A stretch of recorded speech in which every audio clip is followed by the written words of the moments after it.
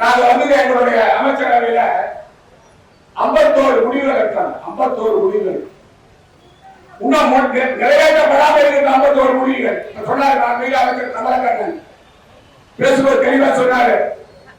ஆனா இந்த ஆட்சி காலத்துல மரியாதைக்குரிய காங்கிரஸ் பார்ட்டி முதலமைச்சராக இருந்தது இப்ப மரியாதைக்குரிய ரங்கசாமி முதலமைச்சராக இருக்க வரைக்கும் நம்முடைய புதுச்சேரி மாநிலத்தில் அதிகப்படியான அமைச்சரவை கூட்டத்தை போட்டு நாங்கதான் எங்களுடைய ஆட்சியில் தான்.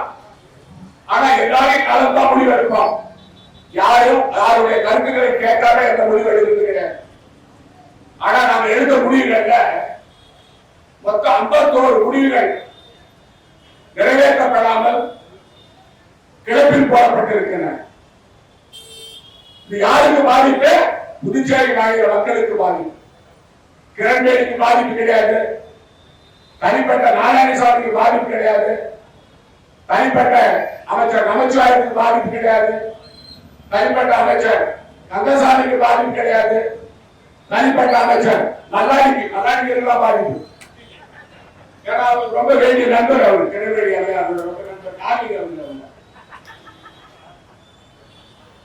அமைச்சர் ஷாஜகானுக்கு பாதிப்பு கிடையாது.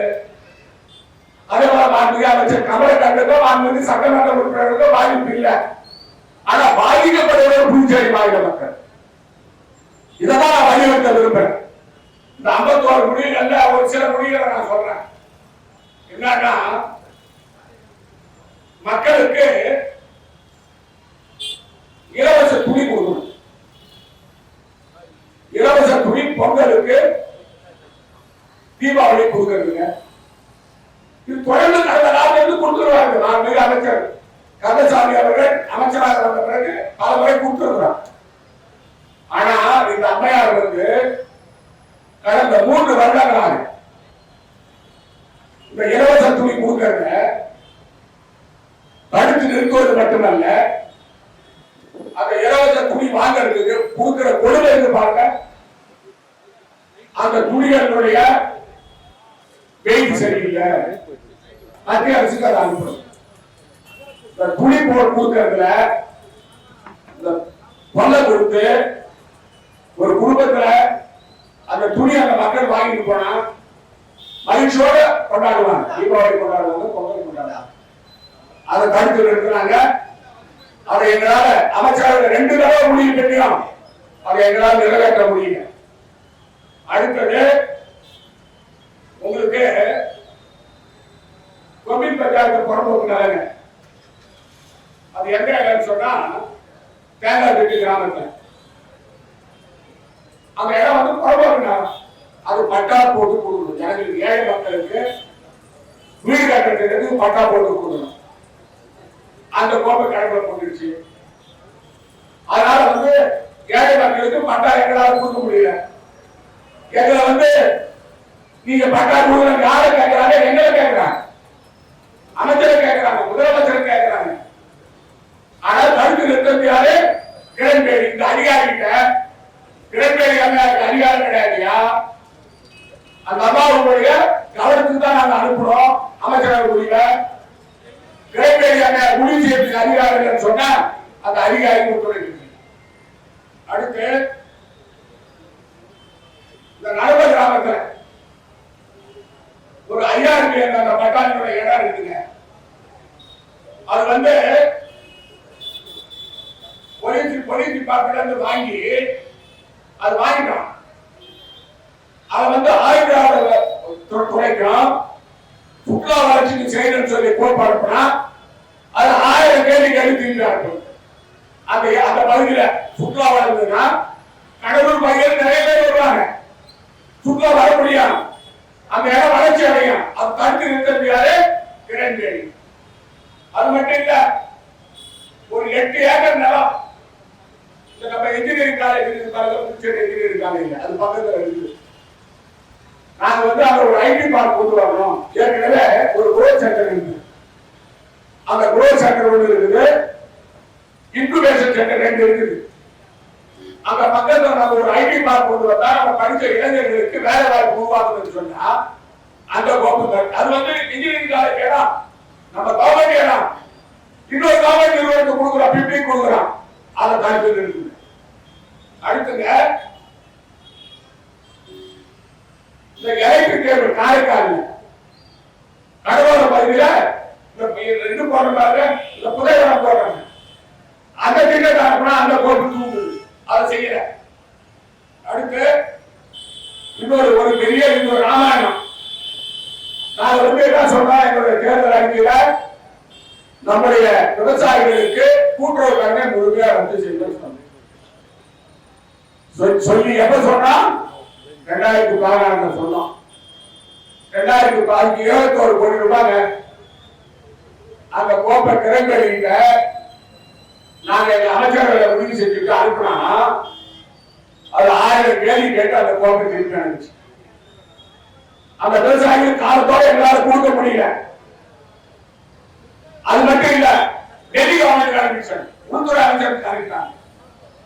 அப்ப நான் உள்துறை அமைச்சரை போய் நான் பார்த்து நேரடியா பேசி, அதாவது மத்திய அரசாங்கம் மரியாதைக்குரிய டாக்டர் மன்மோகன் சிங் அவர்கள் பிரதமராக இருந்த பொழுது மரியாதைக்குரிய காங்கிரஸ் கட்சியுடைய தலைவர் அன்னை சோனியா காந்தி அவர்களும் மரியாதைக்குரிய ராகுல் காந்தி அவர்களும் மக்களுக்கு கொடுத்த வாக்குறுதியை நிறைவேற்ற வேண்டும் என்பதற்காக 70,000 கோடி ரூபாயை விவசாயிகளுக்கு ரத்து செய்து நம்முடைய காங்கிரஸ் ஆட்சியில் மத்திய அதன் அடிப்படையில் செய்ய வேண்டும் என்று நாங்கள் வலியுறுத்தினோம். அப்ப ராஜ்நாத் சிங் வந்து உள்துறை அமைச்சர் அவருக்கு ஒப்புதல் கொடுத்து அதற்கு பிறகுதான் அந்த விவசாயிகளுக்கு கூட்டுறவு கடனை எங்களால் ரத்து செய்ய முடிஞ்சது. அது காலதாமத்துக்கு யார் காரணம்? கிரண்பேடி அம்மையார் காரணம். இல்லைன்னா காலத்தோட அந்த விவசாயிகளுக்கு அந்த பணம் போய் சேர்ந்திருக்கோம். அந்த விவசாயிகள் வந்து அவதிப்பட வேண்டிய நிலை இல்லை. இதற்கு யார் பொறுப்பு? கிரண்பேடி. அது செய்யறதுக்கு காரணம் என்ன? விவசாயிகள் மத்தியிலே என்னுடைய அரசுக்கு கெட்ட பேர் வரணும், அமைச்சருக்கு கெட்ட பேர் வரணும் என்ற எண்ணத்தில் கிரண்பேடி அம்மையார் செயல்பட்டு அதை மீறி அதை பெற்றிருக்கிறோம். அப்புறம் இந்த துவரகுரு பள்ளங்க ஒரு சின்ன விஷயம்.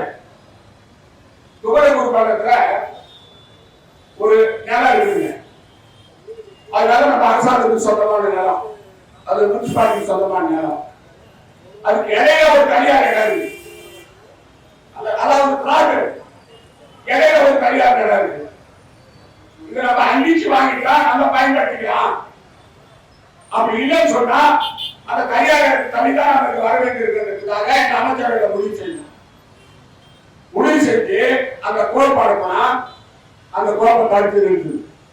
நான் சொல்றது என்ன சொன்னா, ஒரு குறிப்பா முனிசிபாலிட்டி சொந்தமான இடம் இருக்குது, அப்புறம் தனியார் இடம் இருக்குது, அப்புறம் முனிசிபாலிட்டி சொந்தமான இடம் இருக்கு.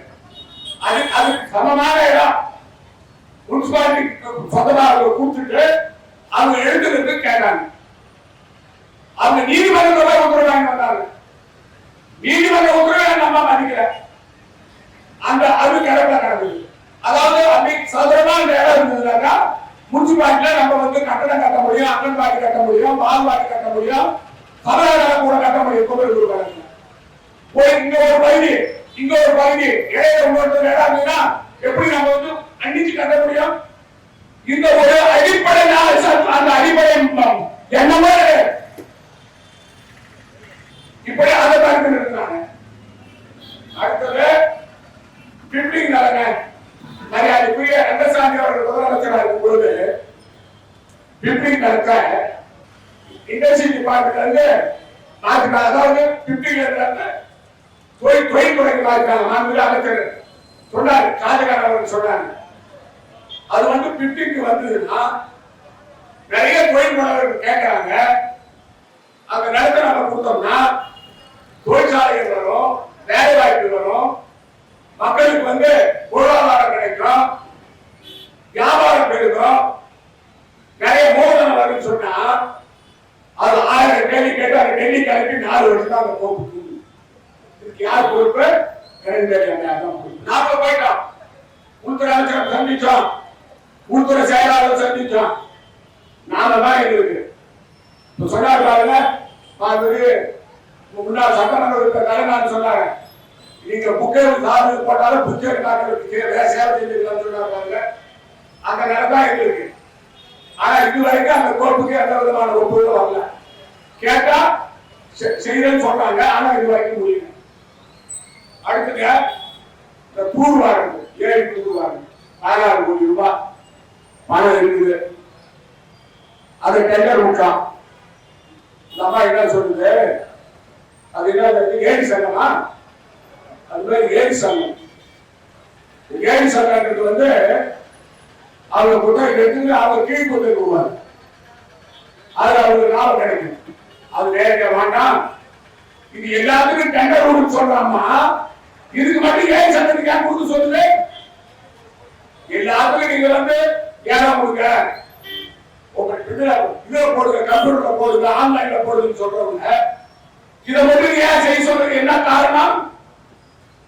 அது கேட்டா அந்த ஏழு சங்கம் கோர்ட்டுக்கு போனாங்க. எங்களுக்கு கோர்ட்ல தீர்ப்பு நமக்கு சாதகமா வந்து ஏழு சங்கத்துக்கு அதிகாரிகள் சொல்லிட்டாங்க. ஆனா இப்பொழுது அதனால பாதி வேலை கூட எங்களால் செய்ய முடியல. இந்த மாதிரி கருத்து இருக்கிறாங்க. இதுக்கு யார் பொறுப்பு? அதெல்லாம் தூர் வாரிந்தா தண்ணி நீர் நம்ம பெரிய அளவு வாய்ப்பு இருக்கும். பூச்சேரியில குடிநீர் நீர் கொஞ்சம் குறைஞ்சிருக்கும். அதுக்கு கிடங்கடியாக கிடையாது. அப்புறம் இந்த ஏனாம் பகுதியில 2018 பெரிய வெள்ளம், மக்கள் பாதிக்கப்பட்டாங்க. வீடுகள்லாம் நடக்குது, விவசாயினால பாதிச்சிருச்சு. மீனவர்கள் போக முடியல தொழிலுக்கு. அந்த கோர்ப்பு அனுப்புனா அந்த கோர்ப்பை திருப்பி அனுப்பி இன்னை வரைக்கும் அவங்களுக்கு விவாதம் கொடுக்க முடியல. அமைச்சரவை முடிவு செஞ்சு கூட நம்ம ரெண்டா இருக்கிற அதிகாரிகள் இருந்தாங்க பாருங்க, அவங்க கேட்கிற கேள்வி இருக்குல்ல. குறிப்பா நீங்க ஒரு கோப்பை பார்த்தா இந்த அதிகாரிகள் இருக்கிற கோப்பை, கிடங்கேரி அம்மையார் திருப்பி அனுப்புற கோப்பெல்லாம் பார்த்தா ரத்தம் கொதிக்குது எனக்கு. நானும் எழுதி அனுப்புற பதில். ஆனா ஏதாவது ஒரு காரணம் கண்டுபிடிச்சு அதை திருப்பி அனுப்ப வேண்டியது. செய்யக்கூடாது. காலையில் தூக்கி எடுத்தவங்க கிடங்கேரி அம்மையாரும் அவங்க அலுவலகத்தில் இருக்கிறவங்களும் ஒரு சில அதிகாரிகளும் தூக்கி எடுத்து வரும்போது எதையும் செய்யக்கூடாது சத்தியம் பண்ணுவாங்க. அதனால அந்த திட்டத்தை நிறைவேற்ற முடியல. அவருக்கு குறிப்பாக ஏனம்பகுதி மக்களுக்கு அந்த எங்களுடைய அமைச்சரவை முடிவு செஞ்சதெல்லாம் நிறைவேற்ற முடியாத ஒரு சூழ்நிலை. அப்புறங்க இன்னும் இருக்கு, ராமாயணம் மாதிரி இருக்கு. இப்ப மலைப்பட்டில 71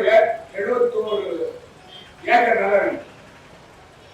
அந்த நிலத்தை சுற்றுலாத்துறைக்கு கொடுக்கறதுக்கு, அதாவது தனியாரும் அரசும் இணைந்து அந்த சுற்றுலா வளர்ச்சி கொண்டாடுறதுக்கு அந்த கோட்பாடுனா அந்த கோபத்தான் இருக்கு. அதனால அந்த திட்டத்தை கொண்டாட முடியல, எங்களால் கொண்டாட முடியல. இவங்க மருத்துவத்துறையில பணிபுரிகிற NRHM ஆளுங்க அங்க வேலை செய்யறாங்க. அவங்கள 3/1 பங்கு அவர்களை வந்து நிரந்தரமாக்கணும்னு சொல்லி கோப்பை வாங்கி அமைச்சார் பண்டாரி கிஷாராவை அனுப்பி அந்த கோப்பை வந்து எங்களுடைய அமைச்சரவையில முடிவு செய்து, ஏன்னு சொன்னா 15 வருஷத்துக்கு வேலை செய்யறாங்க, குறைந்த சம்பளம், அவர்களை வந்து நிரந்தரமாக்கலாம், அந்த குடும்பத்துக்கு வாழ்வாதாரம் இருக்கும், விதிமுறைப்படி செய்யணும்னு சொல்லி படிப்படியா செய்யணும்னு சொல்லி முடிவு பண்ணோம். அந்த கோப்பு எங்களுடைய அமைச்சரவையில் எடுத்த முடிவு கோப்பை திருப்பி அனுப்பி அதுவும் நடைமுறைப்படுத்த முடியல. அடுத்துங்க இது இன்னொரு ராமாயணம் இருக்குது. நிதி ஆதாரம். நேற்று கூட உங்ககிட்ட பேசும்போது நான் சொன்னேன், அதாவது முதலமைச்சருக்கு அமைச்சர் பெருமக்களுக்கு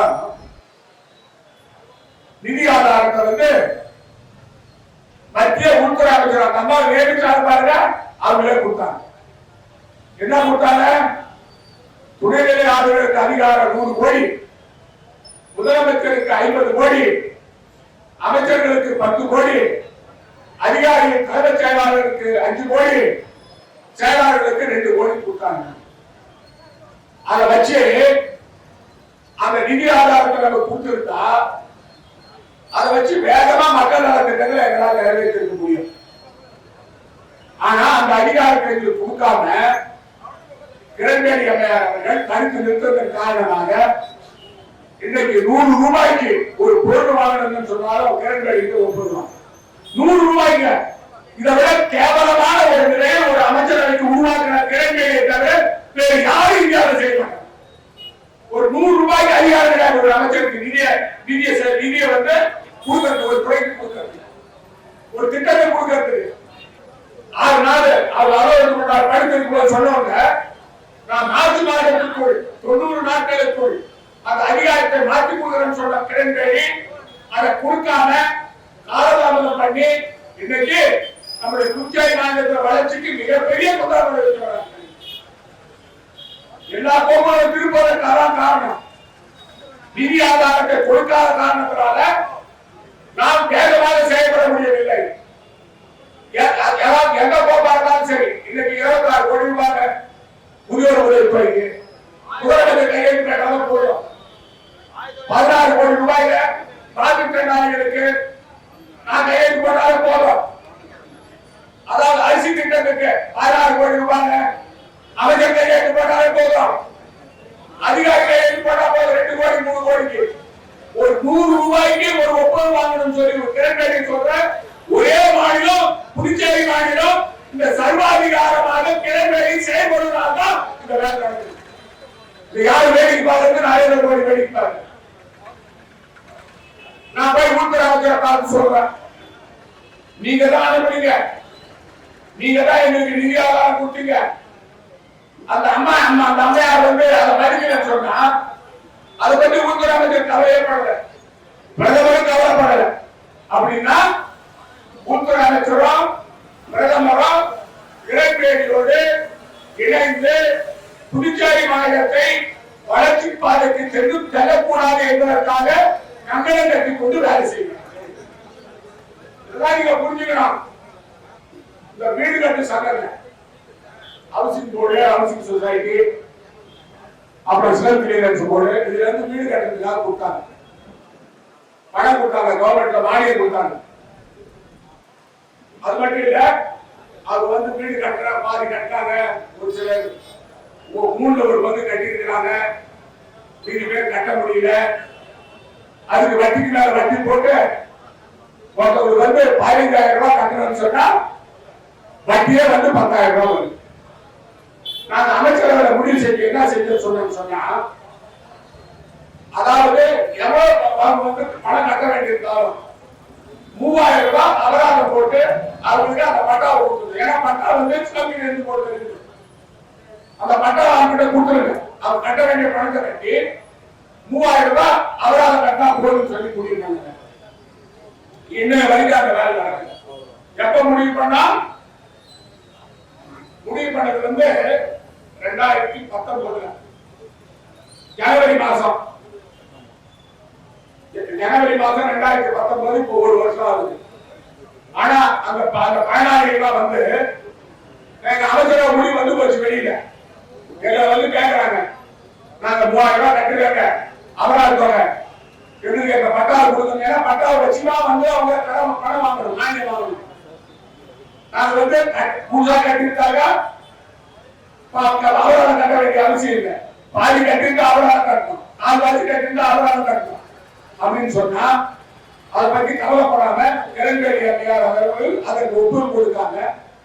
ஒப்புதல் கொடுக்கிறதுக்கு அந்த அதிகாரம் இல்லாவிட்டாலும் கூட அதிகாரிகளை மிரட்டி அந்த அம்மையார் அந்த திட்டத்தை நிறைவேற்றுவதற்கு நாங்கள் வந்து ஒரு அரசாணை வெளியிடுவதற்கு கிரண்பேடி தயாரிக்கிறார்.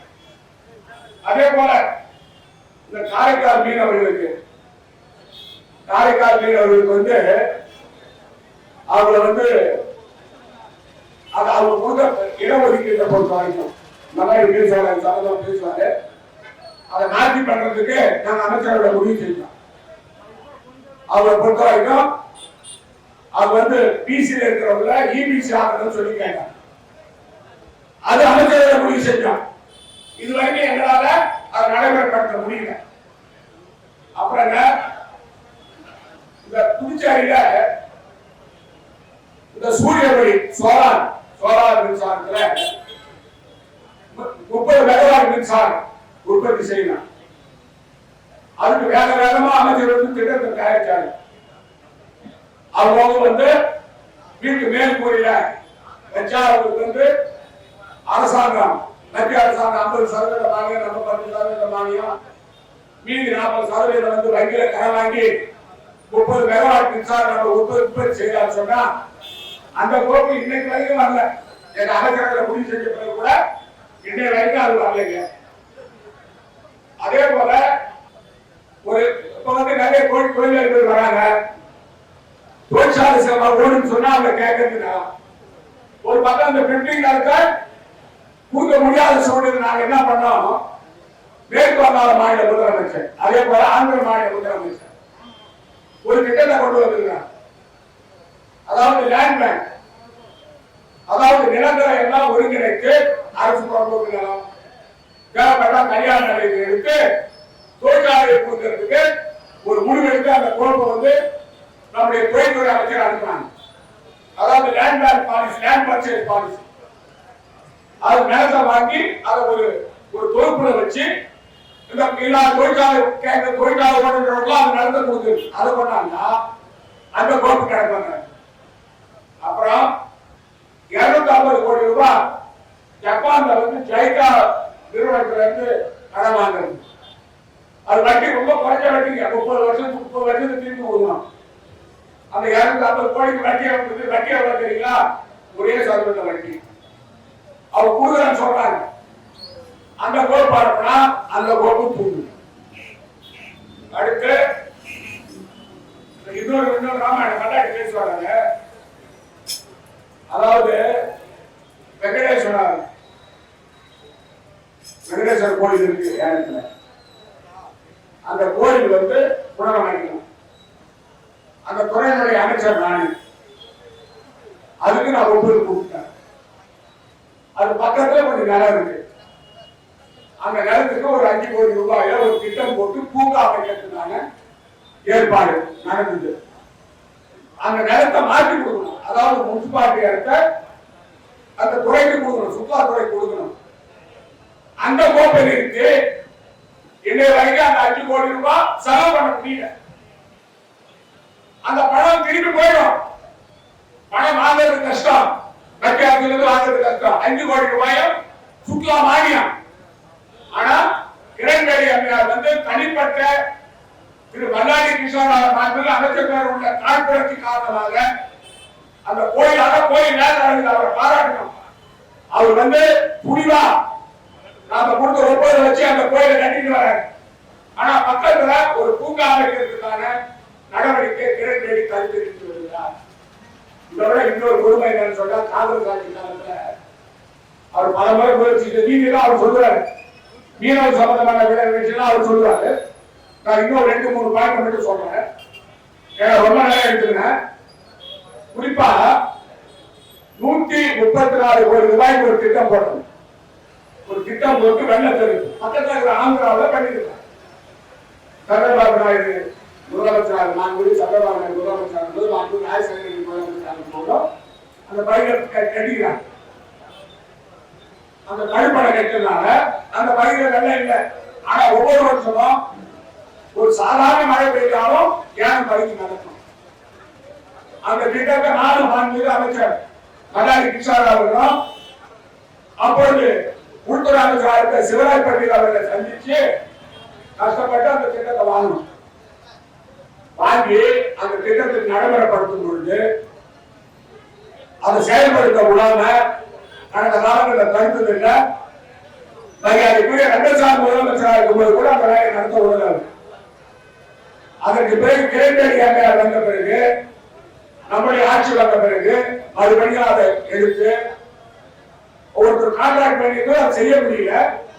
ஆனா நாம அதை செய்யணும்னு சொல்லி முடிவு பண்ணி அந்த கான்ட்ராக்டை ரத்து செஞ்சு அவருக்கு 10 கோடி ரூபாய் கொடுத்து அதை முடிச்சுட்டு நாம அந்த திட்டத்தை நிறைவேற்றலாம்னு சொல்லி அந்த கோப்பை அனுப்பினா சுமார் ஒரு 20 முறை அந்த கோப்பை திருப்பி அனுப்பி அதாவது நீ அந்த ஒப்புதல் வாங்கல, இந்த ஒப்புதல் வாங்கல, இந்த அதாவது சுற்றுப்புற சூழல் அனுமதி வாங்கல, மத்திய அரசாங்கத்துடைய அனுமதி வாங்கல, குறிப்பா வெள்ள தடுப்புத்துறை அனுமதி வாங்கலன்னு சொல்லி எல்லா அனுமதி வாங்கின பிறகு கூட கிரண்பேடி அம்மையார் கருத்து இருக்கிறது மட்டும் இல்ல, பல முறை மத்திய அதிகாரிகள் பார்த்து இந்த திட்டம் தேவை, இதற்கான நிதி கிடைக்காத ஒரு சூழல் இருந்தோம். அந்த மல்லாடி கிருஷ்ணராவ் அவர்கள் முயற்சியால மத்திய அமைச்சரை சந்திச்சு அதுக்கு உயிரை கொடுத்து அந்த திட்டத்தை மறுபடியும் நடைமுறைப்படுத்த முடிச்சா இந்த அம்மையார் வந்து ஒண்ணு இல்லைங்க, பேங்க் அக்கௌண்ட் ஓபன் பண்ணுங்க. பாண்டிச்சேரி அரசாங்கம் ஒரு பேங்க் அக்கௌண்ட் ஓபன் பண்றது கோட்பாடுனா அந்த கட்டட திட்டத்தை தடுத்து நிறுத்தி நானும் அவரும் நான் கூட சோதிட்டேன். மத்திய அமைச்சர் உதவி பண்ண மாட்டான்னு நினைச்சேன். ஆனா அவர் நானும் ஒரு 5 முறை சந்திச்சு இருக்கிற மந்திரி 5 முறை சந்திச்சு அந்த அமைச்சருக்கு நன்றி சொல்லணும். இடையில வந்து கடைசியா ஒரு உத்தரவு கொடுத்துருக்கிறார். நான் வந்து இந்த திட்டத்தை புதுச்சேரி மாநில அரசு நிறைவேற்றலாம் என்ற உத்தரவு வாங்கி வந்திருக்கிறோம். மத்திய அரசாங்கம் கொடுத்துருக்காங்க பணம் 124 கோடி ரூபாய். ஒரு வெள்ள தடுப்பு திட்டம் நம்ம மாநிலத்துக்கு வருது. அதை தடுத்து நிறுத்த ஒரு ஈரம் இல்லாத ஒரு துணைநிலை ஆளுநர், புதுச்சேரி மாநில வளர்ச்சியை பற்றி கவலைப்படாத ஒரு துணைநிலை ஆளுநர், புதுச்சேரி மாநில மக்களுக்கு தொல்லை கொடுக்க வேண்டும் என்று செயல்பட்டு வருகின்ற துணைநிலை ஆளுநர், இவர் இப்படி செஞ்ச காரணத்தினால மத்திய அமைச்சரே கடிதம் சொன்னார். ஆனா ஒரு 3 நாள் நாங்க பார்க்கும்போது 10 நாள்ல நான் கொடுக்குறேன் 10 நாள்ல கொடுக்குறேன்னு சொல்றாரு. ஆனா 3வது வாரம் சொல்ல செஞ்சிருக்காரு. அப்புறம் புதுச்சேரியில ஒரு நம்ம தொழில்தான் தொடங்கிறதுக்கு தொழிற்சாலை ஆரம்பிக்கிறதுக்கு ஒரு தனி அமைப்பு நோடல் ஏஜென்சி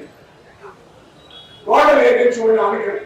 அது மூலமா வந்து எல்லா மூலம் வரும்னு சொல்லி அதை ஒரு அமைச்சரோட முடிவு செஞ்சாங்கன்னா இது வரைக்கும் அந்த முடிவு நடைமுறைப்படுத்தப்படல. இன்னும் இது நிறைய இருக்கு.